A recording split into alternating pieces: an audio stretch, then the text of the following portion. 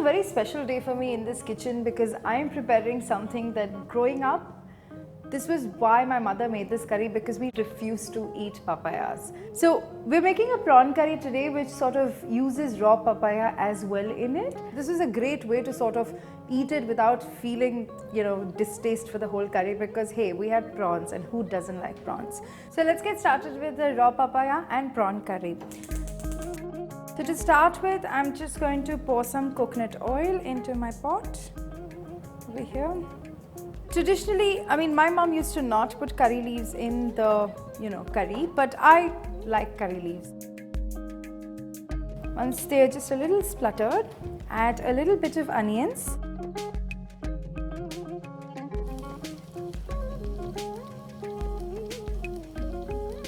I've got about 2 to 3 onions over here. Like I had 2 big size and 1 medium sized onion.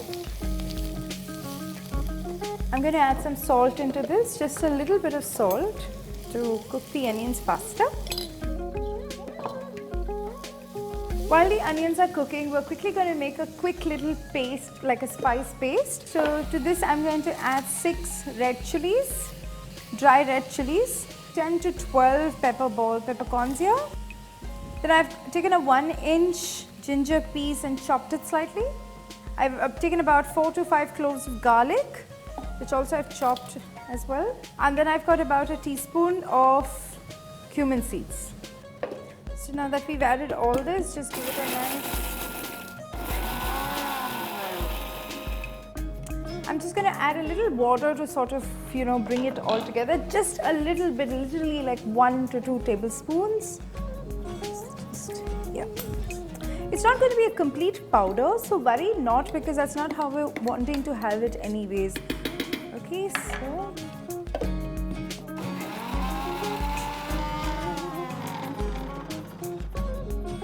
now, so you can see it's not a very soft, powdery sort of consistency, and that's fine. That's exactly how you want it as well.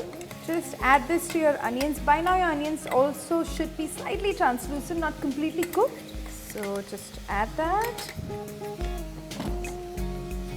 and just mix it with the onions. Like you have this very spicy aroma, which is exactly how you want it, because neither the prawns, the papaya will sort of nullify the too much spiciness. We're just going to let our onions cook for like maybe a minute more so.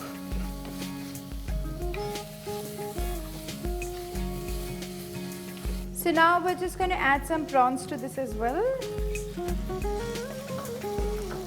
You know what, it was very interesting. I was reading about, I was asking my mom how and why it is that we add so many different kinds of vegetables and fruits, etc. to our curries. And she was telling me about how in the olden days when she was younger, you didn't necessarily have a lot of fish or prawns or meat in your house. So to sort of, make it available to more people, because we are cooking sometimes for 10, 11, 12 people. So, which is why they would add like raw papayas and different kinds of vegetables and raw mangoes, etc. to just, bring up the volume. So now that our prawns, as you can see, it's slightly whitish, and which is how you want it. That's how you know it's been cooked, right? But you don't want it to be too cooked either, because we still have a few things to add to it. So it's about, I would say, 60% done. So I'm just going to add some raw papaya to it. And just mix it in. To get a slight acidity to this curry, we're also adding about 2 tomatoes. I've taken 2 really tiny tomatoes, which is why it may feel like a little less, but you don't want too much acidity either. So just mix it in.